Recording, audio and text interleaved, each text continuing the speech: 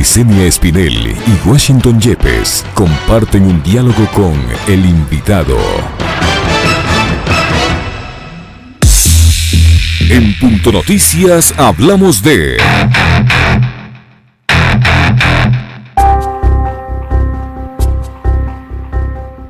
El Instituto Nacional de Estadísticas y Censos emitió un informe indicando que Ecuador llegó al nivel más alto de desempleo en los últimos 3 años. El informe detalla que 5 millones de ecuatorianos no tienen un empleo adecuado. De los 8.379.355 personas que forman parte de la población económicamente activa en el país, solo 3.228.032 personas tienen un empleo adecuado, mientras que 5.151.323 personas están sin un empleo adecuado.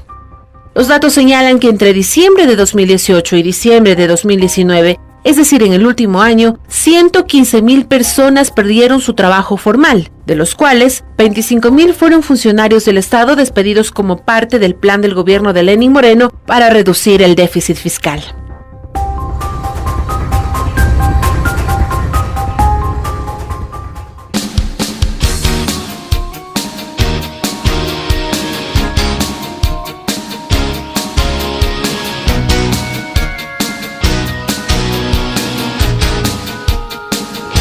Ocho con 23 minutos, las cifras que acabamos de escuchar, amigas y amigos, lo dicen todo, lo dicen todo.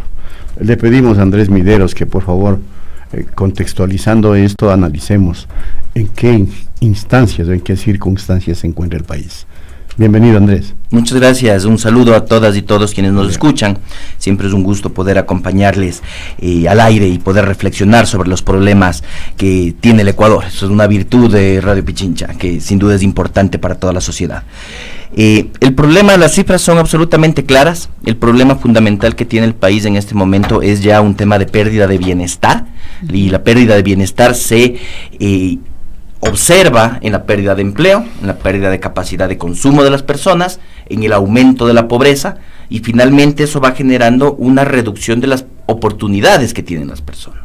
El desempleo es uno de los problemas, es la gente que efectivamente no logra realizar ninguna actividad económica que le genere un ingreso para poder subsistir. Dentro de eso tenemos es del 3,8% de la población económicamente activa, estamos hablando de alrededor de 300.000 personas.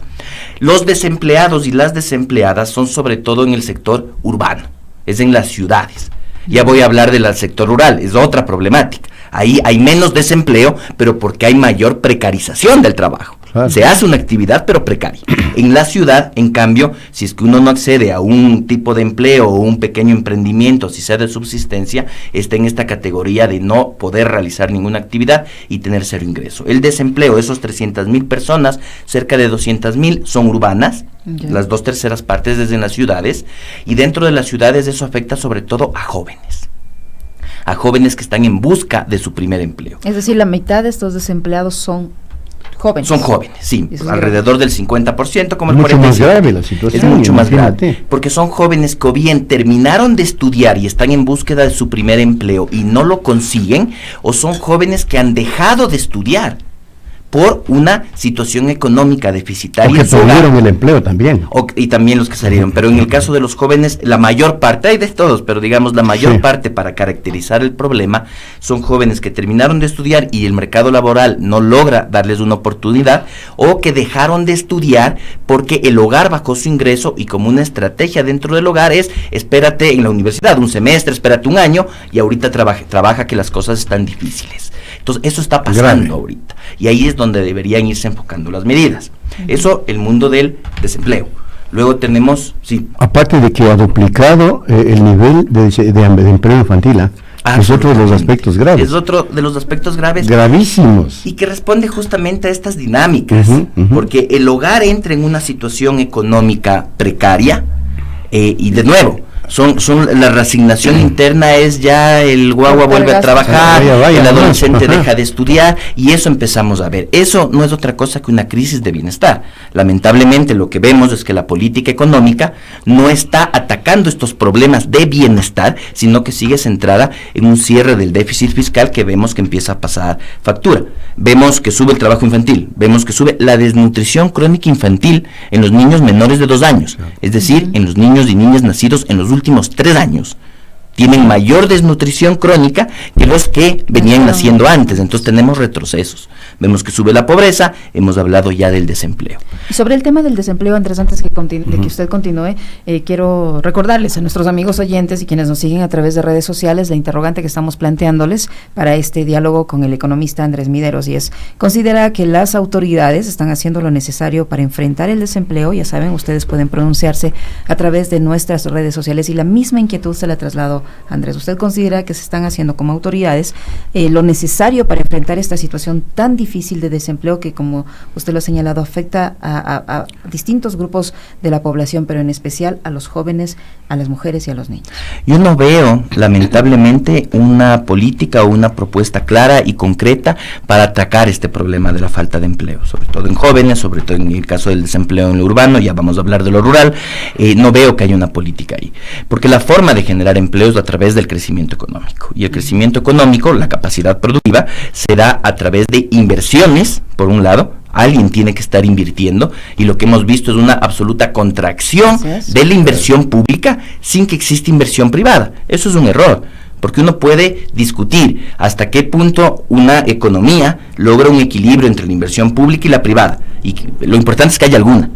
El problema es que en este momento no tenemos ninguna de ellas. Vemos que en enero del 2019, de hecho, efectivamente, la inversión pública ha caído a una tercera parte de lo que era hace un año, que ya era menos de lo que era el año anterior, ¿verdad? Entonces vemos una contracción de la inversión pública, vemos que no hay inversión privada, y si no hay inversión, simplemente la capacidad productiva del país, en este caso, se estanca, se reduce y se empieza a dañar, porque las máquinas dejan de funcionar. Si uno no invierte en su negocio, en su tienda, ya no tiene que vender.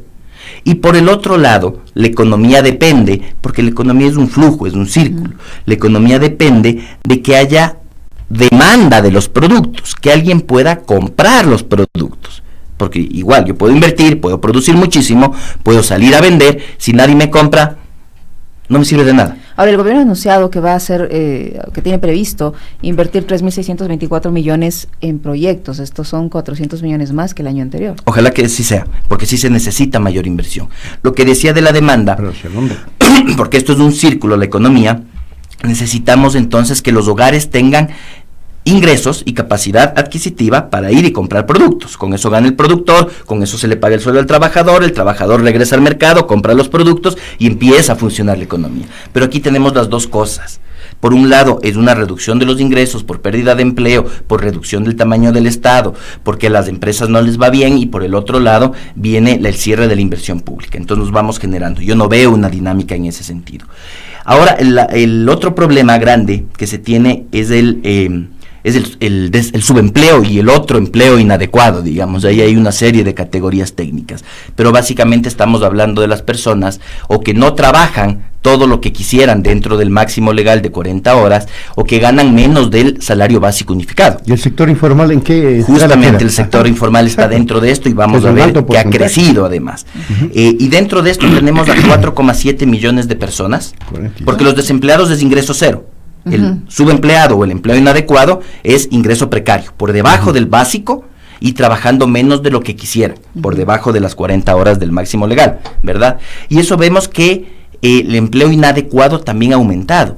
Y vemos en lo urbano que se concentra sobre todo en la ciudad de Quito. La ciudad de Quito tiene una caída del empleo adecuado de alrededor de 3 puntos porcentuales.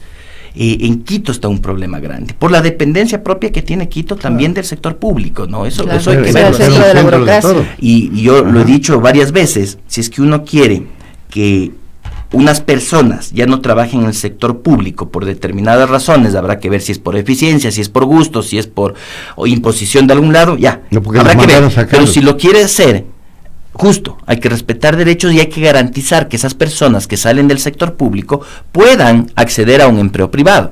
Eso es planificar. ¿Pero cómo? Si no se está funciona. dirigiendo nada para ese objetivo. Justamente. Ahora, la semana pasada, el día viernes, justamente por motivación del municipio de Quito, hubo un taller interesante para reflexionar la ciudad. Habrá que ver qué se logra sintetizar de eso y qué políticas se pueden hacer sobre este problema. Mire usted, en Quito, el subempleo subió del 9,7% en diciembre del 2018 al 13,9% en diciembre del 2019.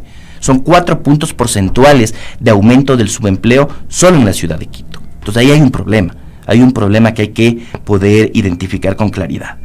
Ahora les decía lo rural, porque es otra realidad. Y en lo rural les decía, el problema grande no es el desempleo, es la precarización. Porque hay aumento de miseria y de pobreza en el sector rural. Mire usted que apenas el 20% de los trabajadores en el sector rural están en condición de empleo adecuado.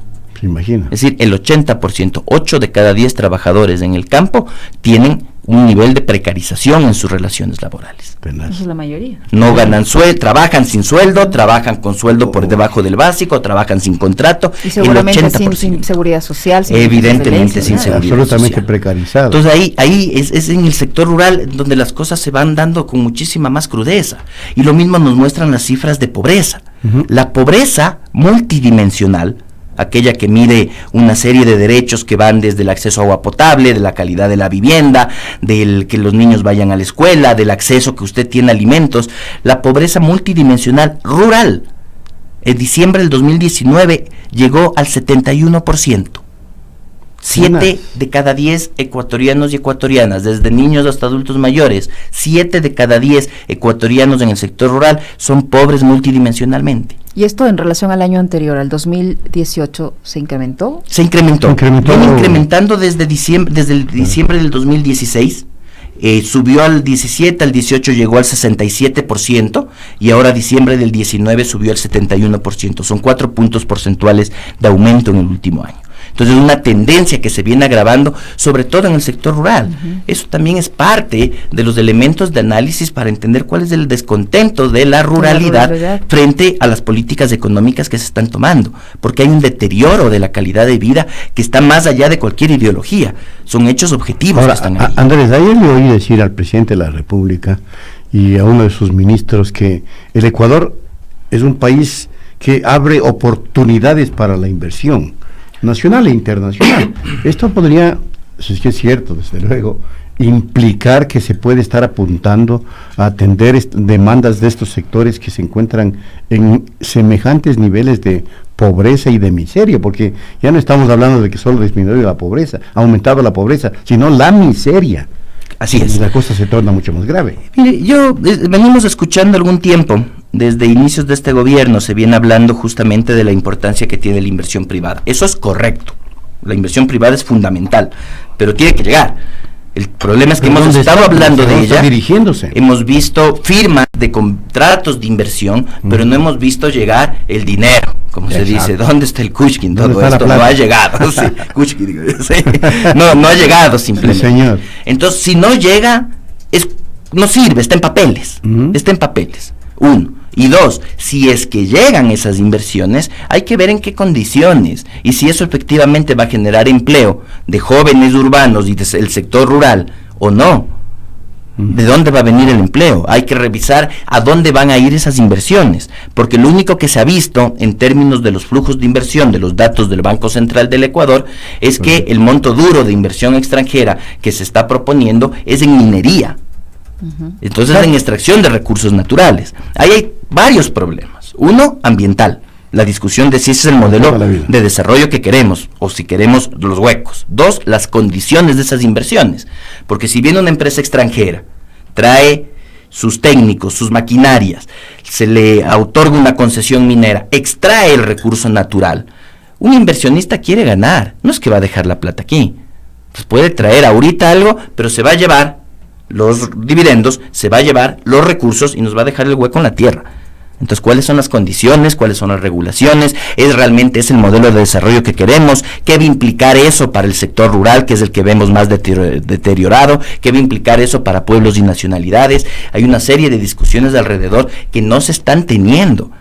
Entonces es difícil, más allá de siempre pensar de la mejor manera y creer en las buenas voluntades, es muy difícil poder considerar que esos contratos de inversión firmados que no se concretizan en flujos de dinero todavía vayan a generar cambios de tendencia. A propósito de esto, a propósito de dónde está la plata, una pregunta que nos estamos haciendo casi todos los ecuatorianos: ¿dónde está o a dónde va la plata que viene producto de los préstamos de los organismos multilaterales? Nadie sabe en la práctica a dónde está dirigida esa plata, aunque se colige, pero certeramente no se sabe. ¿Usted tiene alguna información de a dónde ha ido esa plata? Hay tres mecanismos de financiamiento que ahorita el gobierno nacional está manejando. El uno son los créditos con multilaterales, Banco Mundial, BID, CAF, etcétera. Que esos, el FMI es otro. Es aparte, y ya lo explico por qué. Pero Banco Mundial, BID, etcétera, tienen un destino específico de determinados proyectos. Entonces, por ejemplo, los recursos del Banco Mundial, en teoría, están ayudando a financiar servicios de primera infancia. Ya, así están los programas. ¿Dónde está la plata? No se ve nada ahí, pues. El FMI, los 4.200 millones del FMI entran directamente al Banco Central para solucionar problemas de liquidez, para garantizar flujos, para pagar la misma deuda. Deuda para seguir pagando deuda, ¿no? Y los bonos del Estado, que también finalmente entran a la cuenta única y deberían estar financiando inversiones o pago de deuda. Por ley, esto es por ley, la deuda solo sirve para financiar inversión o para pagar la deuda que se tenía. Eso es por ley. La inversión es lo que no sabemos en dónde y anteriormente y ahorita todavía, porque antes era la Semplares, hoy la Secretaría Técnica Planifica Ecuador, quien debería garantizar efectivamente el uso de las inversiones públicas. Sobre eso no se ha rendido cuentas y justamente viene la pregunta: ¿qué se está haciendo con esos recursos? El problema que yo veo y coincido en la lectura es que si yo me endeudo es para invertir, para que mi negocio esté mejor, para pagar la deuda y para quedar mejor de lo que estaba antes. Pero si me endeudo y no invierto, es como cuando uno se endeuda para la fiesta, lo que queda es el chuchaqui. Y vale el pilfarro y el otro día no tenemos ni para el chuchaqui. Andrés, en este sentido de rendición de cuentas y todo, el ministro de Telecomunicaciones ha dicho lo siguiente: no vamos a construir más plataformas millonarias de atención al servicio al cliente, sino que vamos a construir plataformas tecnológicas eficientes de atención al ciudadano.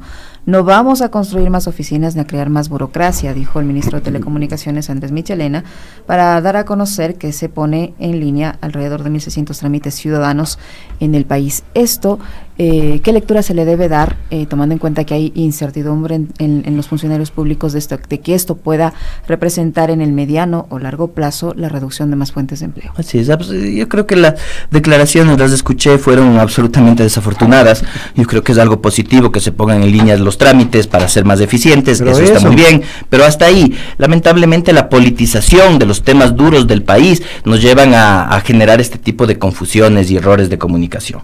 ¿Sí? Porque por politizar una discusión no se está transmitiendo el mensaje adecuado. Es positivo poner en línea una determinada cantidad de trámites. Eso no tiene nada que ver con el hecho de que todavía tenemos brechas de acceso a salud y educación absolutamente grandes, y que el país requiere más inversiones en salud y educación. Un hospital público para darse cuenta. Efectivamente, se requieren medicinas, se requieren profesionales de la salud, se requieren profesores y profesoras en las escuelas, se requiere capacitarlos para mejorar la calidad de la educación. Entonces es un error pensar que un país se puede desarrollar sin invertir en salud y educación. Eso es simplemente un error que creo que responde a un infortunio en los comentarios que se hicieron en ese momento. Virtualmente quiere curar todo el señor.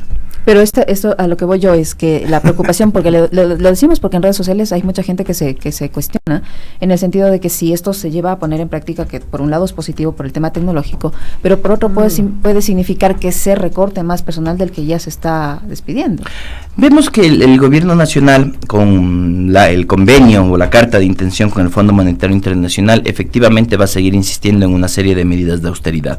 Eso es preocupante, y yo creo que es un momento en que tanto medios de comunicación como la academia, las universidades, debemos empezar a hacer un análisis duro sobre lo que implica justamente las medidas de austeridad y hasta dónde pueden ir. Yo siempre he dicho que buscar eficiencia es bueno, Y sin duda, en el Estado, como en cualquier empresa, como en cualquier organización, como en los mismos hogares de cada uno puede cortar unos gastos que no son necesarios, que son ineficientes, sobre todo cuando las cosas están más complejas. Pero siempre hay que buscar la eficiencia.